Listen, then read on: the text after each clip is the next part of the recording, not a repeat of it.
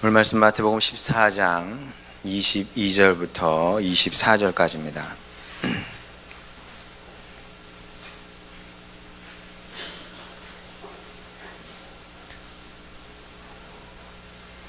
마태복음 14장 22절부터 24절까지 제가 봉독합니다. 예수께서 즉시 제자들을 재촉하사 자기가 무리를 보내는 동안에 배를 타고 앞서 건너편으로 가게 하시고 무리를 보내신 후에 기도하러 따로 산에 올라가시니라. 저물매 거기 혼자 계시더니 배가 이미 육지에서 술이나 떠나서 바람이 거스름으로 물결로 말미암아 고난을 당하더라. 아멘. 자, 지난주에 기도에 대해서 함께 나눴습니다. 성공의 때나 실패의 때나 기도해야 된다, 그렇게 말씀을 드렸죠. 자, 그러면 평안할 때는 어떻게 될까요? 평안할 때는 기도를 해야 될까요?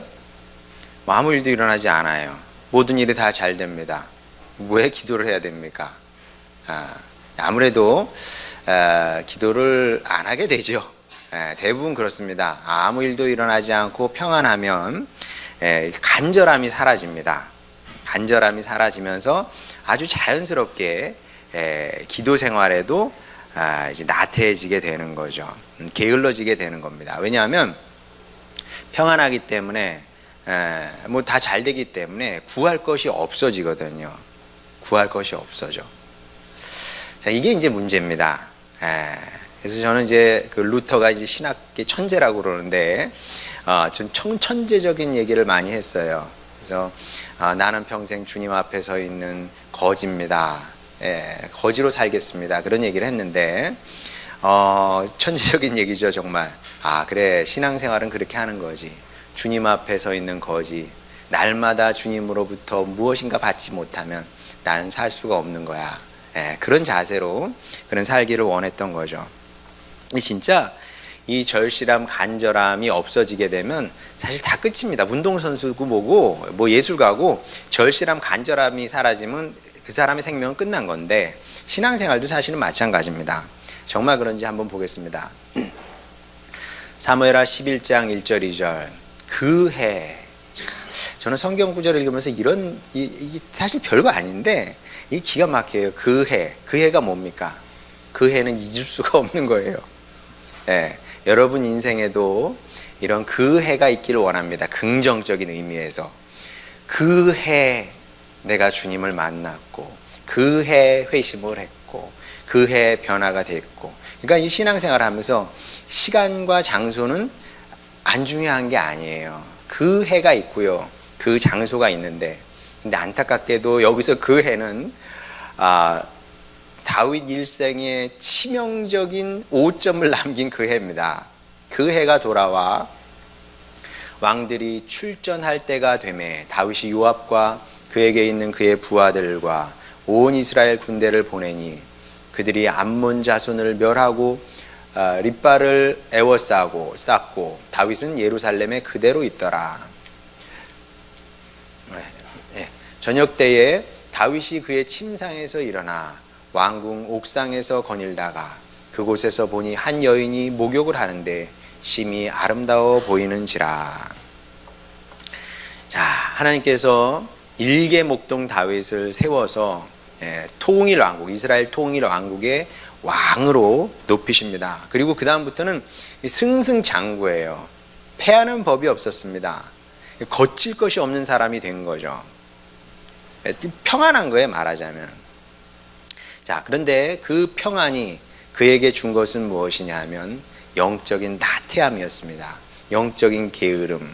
그래서 기도하는 사람, 찬양하는 사람이 이제 부하들은 나가서 전쟁하고 있는데 뭐하고 있어요? 그의 침상에서 일어나 저녁 때 낮잠을 깊이 자고 많이 자고 침상에서 일어나 왕궁 옥상을 거닐다가 유유자적하다가 이제 밧세바를 보게 된 거죠. 참 신기한 일입니다. 다윗이 누굽니까? 시편 23편을 지은 사람인데 그 위대한 신앙인이 산전수전 다 겪으면서 하나님의 살아계심과 선하심을 경험했던 사람이 영적으로 나태해지니까 이제 이런 시험에 빠지게 되는 것을 보게 됩니다. 이 다윗이 이렇게 될지 누가 알았겠습니까? 자, 그래서 우리도 늘 경각심을 갖고 신앙생활을 해야 되는 겁니다. 나는 목사니까, 나는 목회자니까, 나는 장로니까, 나는 모태신앙이니까 등등. 직분이 신앙의 어떤 수준을 결정하는 건 아니에요. 아무 관계 없습니다. 그거하고 아무 관계 없는 겁니다.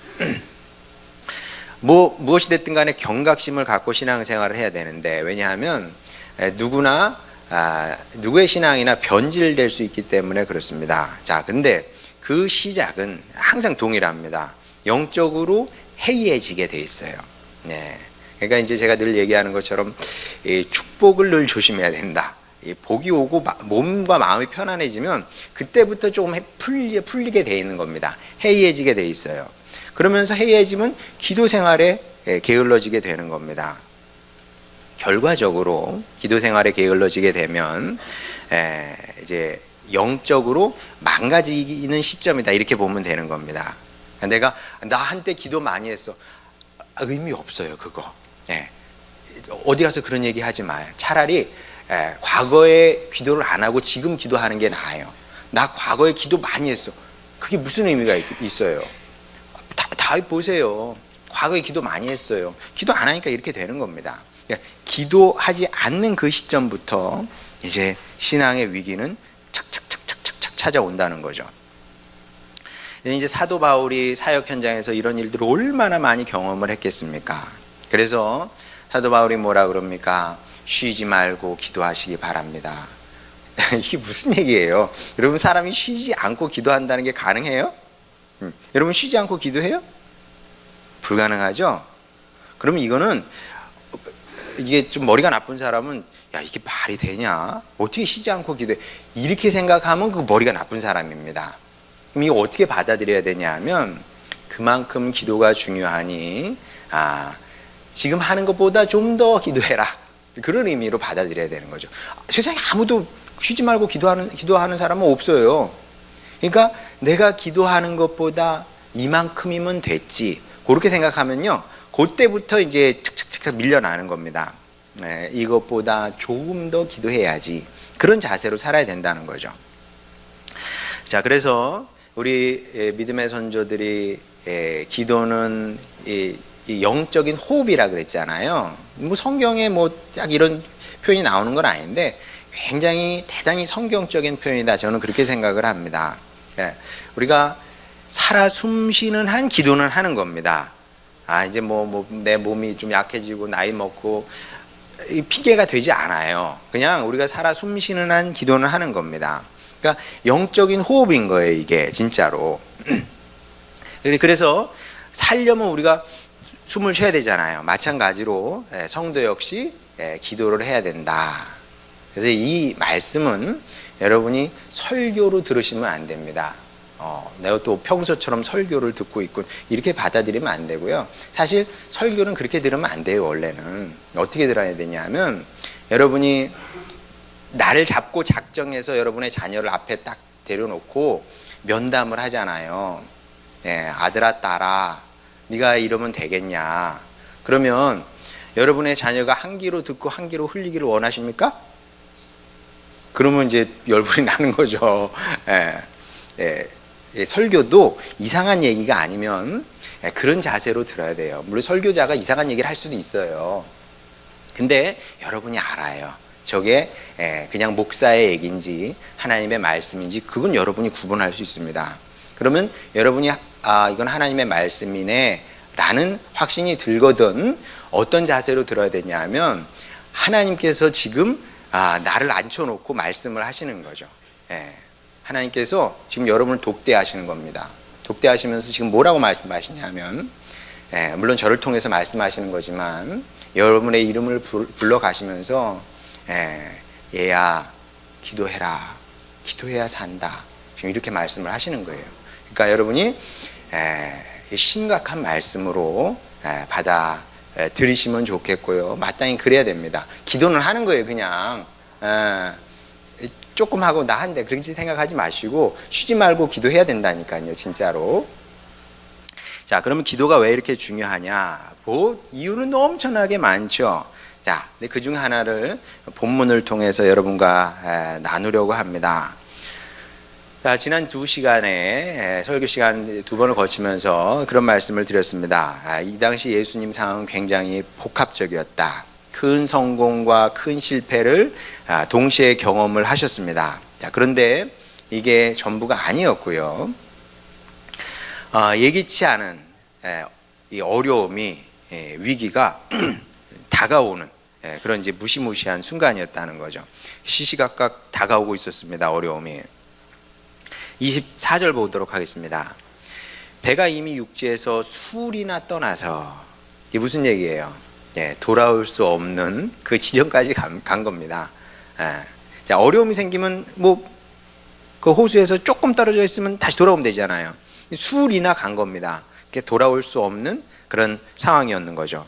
바람이 거스름으로 물결로 말미암아 고난을 당하더라. 자, 굉장히 유하게 표현하고 있습니다만 다른 복음서를 보게 되면 이렇게 그냥 단순히 고난을 당하는 정도가 아니라요, 위태로운 상황까지 이제 처하게 됩니다. 자, 그러면 이제 지금도 어부들이 바다는 위험하다 그러거든요. 물은 위험하다 그럽니다. 그래서 그 바닷가의 아내들이 남편이 배를 몰고 나가면 도착해야 그제서야 이제 밥도 먹고 뭐 그런다고 그러더라고요. 그래서 어떤 아내는 도저히 그 남편을 혼자 보낼 수 없어서 그냥 살아도 같이 살고 죽어도 같이 죽겠다고 같이 그 배를 타는 아내도 많이 있지 않습니까? 여기 지금도 그래요. 7, 80년 전에는 그 어촌에 가면은 혼자 된 여인이 도시에 비해서 농촌에 비해서 압도적으로 많았다 그럽니다. 뭐 이유는 뭐 여러분이 아시죠? 그만큼 이제 물 위에서 작업을 하는 것이 위험하다는 거죠. 그럼 2000년 전 얘기 아닙니까? 상황이 훨씬 더 안 좋았겠죠.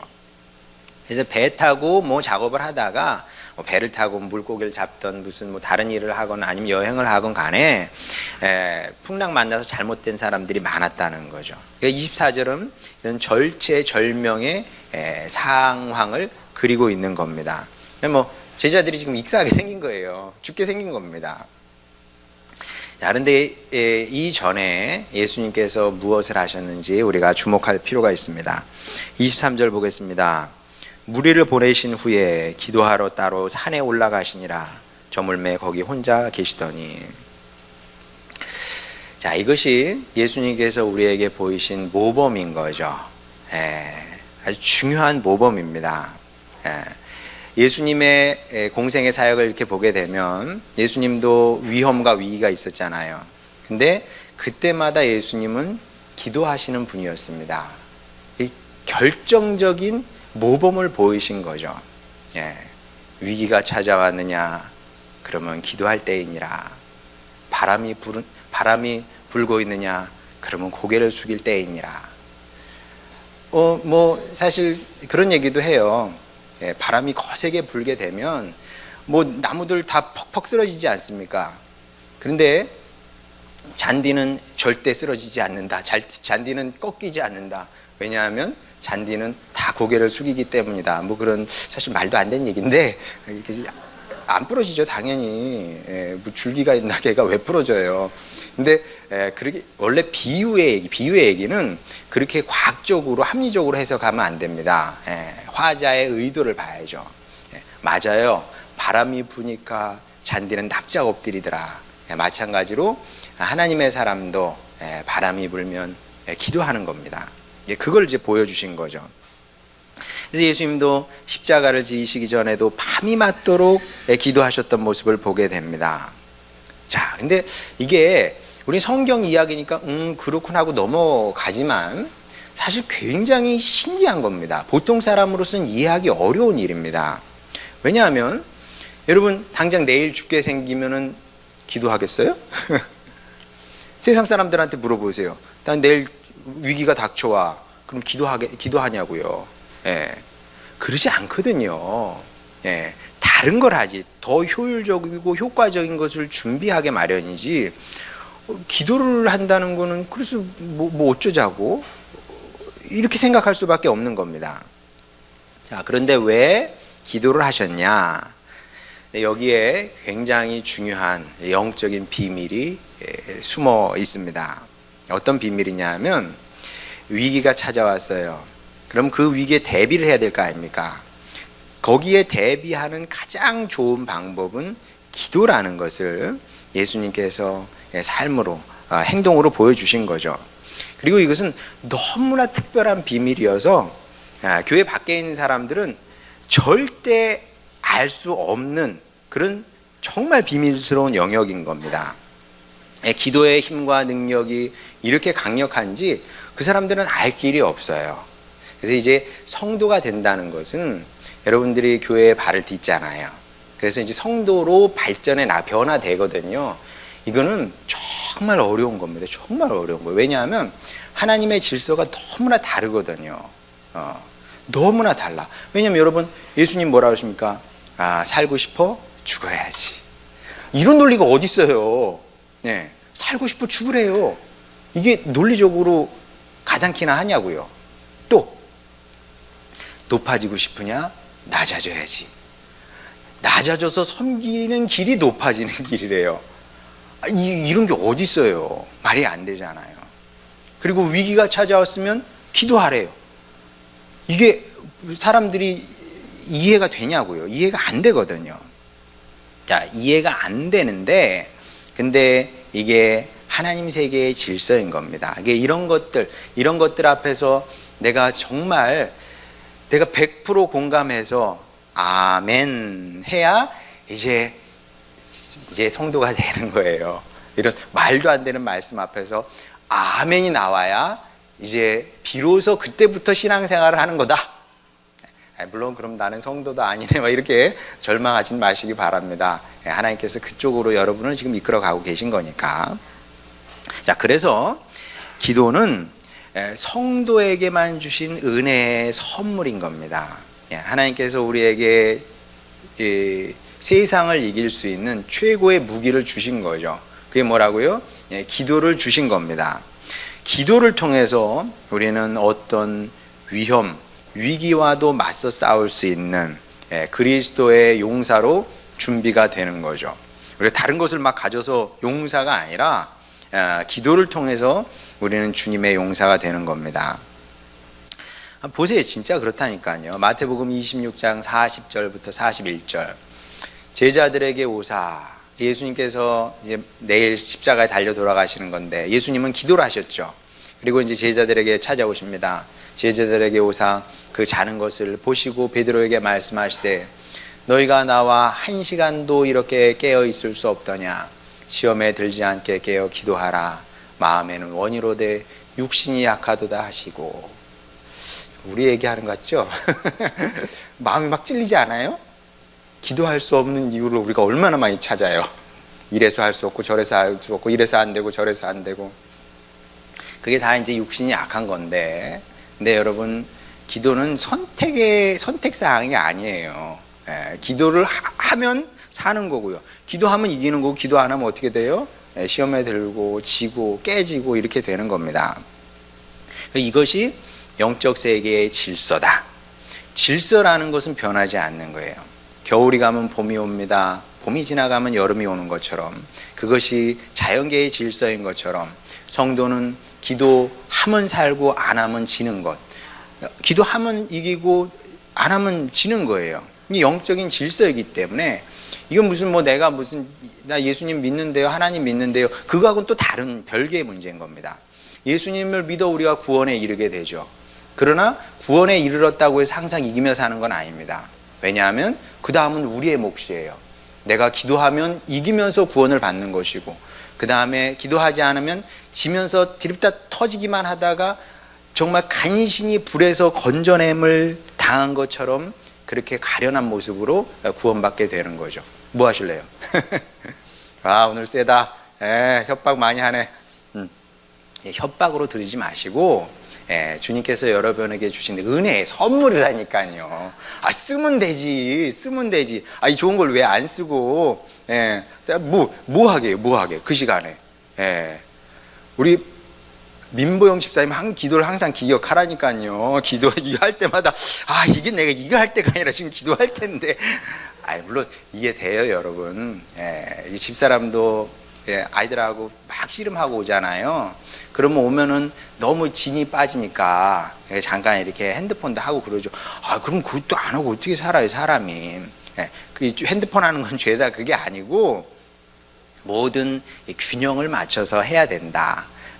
이것도 좀 하다가 또 이제 내가 기도해야지 이것과 나 힘드니까 그냥 디립다 핸드폰만 하다가 자는 것과 차이가 많겠죠. 여러분 귀 있는 분은 들으시기 바랍니다. 자, 근데 제가 이렇게 얘기하면 그렇게 또 생각하는 분도 있을지 모르겠어요. 그래, 그러면 위기와 위험에 대비하는 가장 좋은 방법은 기도다. 그러면 위기와 위험이 감지되는 그 순간에 기도하면 되잖아요. 영악하지 않아요? 저 어렸을 때 그 생각 많이 했어요. 내가 너무 일찍 교회를 다녔다. 나도 친구들하고 같이 좀 술도 한번 먹어보고 좀 이렇게 좀 방탕한 생활도 좀 해보고 연애도 많이 해보고 막 그러다가 죽기 전에 예수님 믿어도 좋을 걸. 아니면 한 50쯤 뭐 이렇게 다 재밌는 거 해보고 예수님 믿으면 좋았을 텐데 그런 생각했거든요. 근데 우리 자녀들은 절대 그렇게 생각하지 마요. 주님 안의 행복이 그게 최고예요. 술 많이 먹으면 좋을 것 같아요. 알딸딸하면은 그 알딸딸한 게 좋지 않아요. 여러분 그 한번 TV 보면 이렇게 아니면은 우리 한번 밤에 한번 나가봐요. 저 두정동이나 이런 데 가가지고 먹자골목 같은 데 가서 사람들 이렇게 어떻게 술 먹고 이렇게 있나 한번 봐봐요. 그러면은 다 눈이 이렇게 풀려요. 보기 좋아요? 보기 안 좋아. 눈이 초롱초롱 해야지. 성령의 충만을 입으면은 기분은 비슷해요. 술 취한 기분과 기분은 비슷한데 눈이 초롱초롱하고 사람이 아름답지. 술 많이 먹으면 어떻게 돼요? 아침에도 괴로워요. 막 속 뒤집어지고 장국 막 이렇게 돼요. 좋지 않아요. 뭐든 당장은 좋을지 모르지만 장기적으로 좋지 않아요.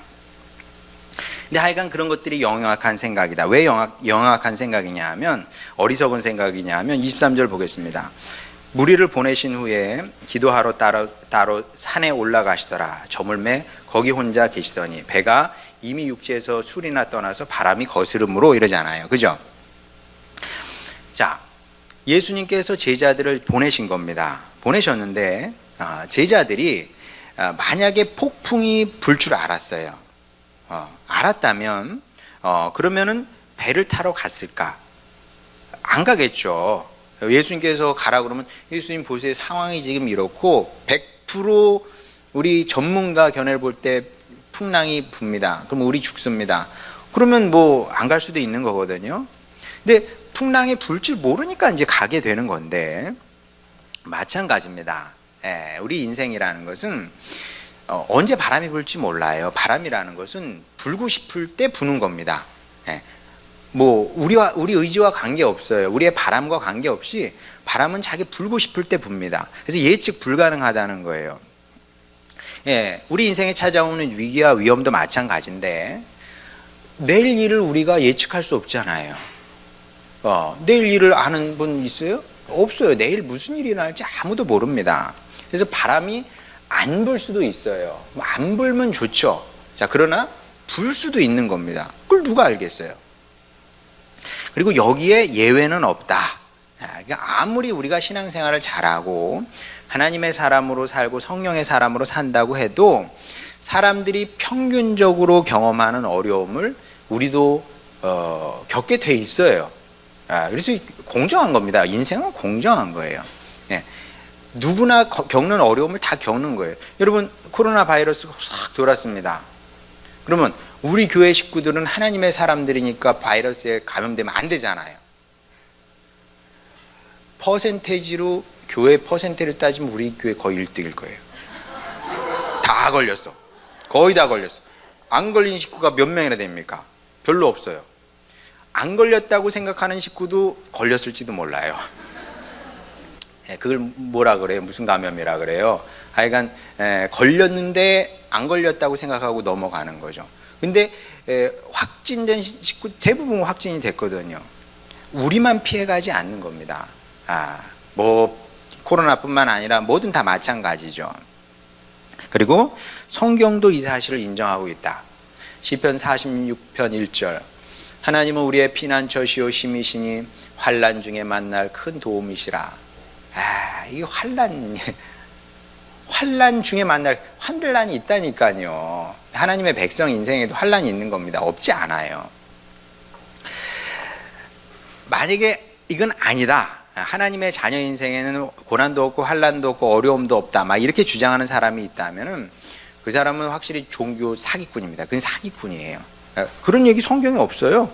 성경에는 오히려 뭐라고 말씀하시냐면 의인에게 고난이 많다. 이런 말씀은 많아요. 생각보다. 여러분이 한번 읽어보세요. 생각보다 많이 나와요. 의인에게는 고난이 많다. 이렇게 말씀하실지언정 하나님의 백성의 인생에는 하나님의 자녀의 인생에는 어려움이 없다. 이런 얘기는 없다니까요. 자, 근데 이제 이렇게 얘기하면 이제 불안해지죠. 내가 환난과 어려움과 고난 이런 걸 피하려고 교회 다니는 건데 아니 신앙생활 해도 그런 게 있고 오히려 더 많다 그러면 굳이 내가 신앙생활 열심히 할 필요가 뭐가 있냐. 자, 이렇게 또 생각하는 분들이 의외로 많아요. 그래서 이제 성도의 인생에도 고난이 많습니다. 이렇게 얘기하면 싫어하죠, 보통. 근데 어리석은 생각입니다. 이건 어리석은 생각이에요. 왜 어리석은 생각이냐 하면 두 가지 이유를 들 수가 있습니다. 자, 먼저 하나는 우리에게는 이제 비밀 무기가 주어져 있기 때문에 그렇습니다. 자, 그게 뭔지 한번 보겠습니다. 시편 43편 17절, 19절, 20절. 의인이 부르짖음에, 자, 의인이 기도한 거죠. 의인이 부르짖음에 여호와께서 들으시고 그들의 모든 환난에서 건지셨도다. 의인은 고난이 많으나 여호와께서 그의 모든 고난에서 건지시는도다. 그의 모든 뼈를 보호하시며 그 중에서 하나도 꺾이지 아니하도다. 무슨 얘기예요 이게? 기도로 우리는 다 이길 수 있다는 말씀입니다. 그리고 이기게 된다는 말, 돼 있는 거죠. 그리고 우리는 그러니까 기도로, 전제는 기도예요. 기도로 이긴다는 것을 알고 있어요. 그러니까 우리의 모든 싸움은 뭐 크고 작은 싸움들이 계속 일어나잖아요. 그러니까 그때마다 여러분은 어떻게 생각해야 되냐면 내가 기도로 이긴다. 이렇게 생각하면 틀리지 않아요. 내가 기도로 이긴다. 이기게 돼 있다. 이렇게 생각하면 확실히 맞습니다. 그리고 사람이 질 것 같으니까 싸움이 무섭고 싸움 상대가 커 보이는 겁니다. 난 질 테니까. 자, 그런데 만약에 이긴다는 확신이 있으면 겁낼 이유가 없거든요. 이건 내가 싸움을 시작한 것도 아니에요. 내가 싸움을 시작했어야 말이지. 그렇잖아요. 뭐 제가 목회자가 누구하고 뭐하고 싸웁니까? 싸울 생각이 아무도 없어요. 싸움이 일어나요. 싸움을 걸어오는 거지. 여러분도 마찬가지입니다. 하나님의 백성이 누구하고 싸우겠어요? 싸움을 걸어오는 거지. 나는 대응할 뿐이야. 대응을 여러 가지로 할 수 있지만 일단 가장 중요한 대응은 뭐라고요? 기도로 대응하는 겁니다. 그러니까 이 어려움이 생겼을 때 나에게 최고의 무기가 있고 이 무기로 이길 수 있다는 사실을 알게 되면 그러면 싸움을 겁낼 이유가 없고 오히려 그래? 한번 그럼 붙어봐야지. 이런 이제 자신감이 생기는 겁니다. 그래서 하나님께서 하나님의 백성들에게 계속 하셨던 말씀들이 신명기에도 보면 또 출애굽기, 신명기, 여호수아기에 보게 되면 뭐라 그러냐면 강하고 담대하라고 그러거든요. 강하고 담대해. 왜? 너희가 이길 수 있기 때문에 그런 겁니다. 하나님을 의지하고 기도함으로 이길 수 있기 때문에 그렇게 하나님께서 권면을 하시고 말씀을 하신 거거든요. 이제 우리도 마찬가지입니다. 우리의 모든 신앙의 선조들이 다 그랬던 겁니다. 기도로 싸웠고 기도로 백전백승했던 것을 보게 되죠. 그래서 우리도 기도하면 이기게 돼 있는 겁니다. 지금 지는 것처럼 보여요. 거기에 우리가 이렇게 잘못 생각을 해가지고 난 졌어 이렇게 생각하면 안 돼요. 이 싸움은 길게 보고 가는 겁니다. 지금은 지고 있는 것처럼 보이지만 내가 기도하잖아요. 계속 기도하게 되면 이기게 돼 있습니다. 어떤 식으로든 이기게 돼 있어요. 어떤 식은 어떤 방식이냐면 주님의 방식으로 이기게 돼 있다. 그렇기 때문에 우리가 아무것도 두려워할 필요가 없고 쉬지 말고 기도하면 되는 겁니다. 주님을 믿고 의지하고 기도하면 된다는 거죠. 그리고 이와 함께 인생의 풍랑을 무서워하지 않아도 되는 또 다른 이유가 있습니다. 왜냐하면 풍랑이 있기 때문에 주님께서 함께한 이야기가 이제 만들어지는 거거든요. 풍랑이 있어서 이야기가 만들어지는 겁니다. 제가 늘 강조하는 것처럼 너무 이렇게 아무 일도 일어나지 않는 밋밋한 인생을 소망하지 마세요. 그 이야기가 없잖아요. 그러니까 하나님께서 개입할 틈이 없는 겁니다.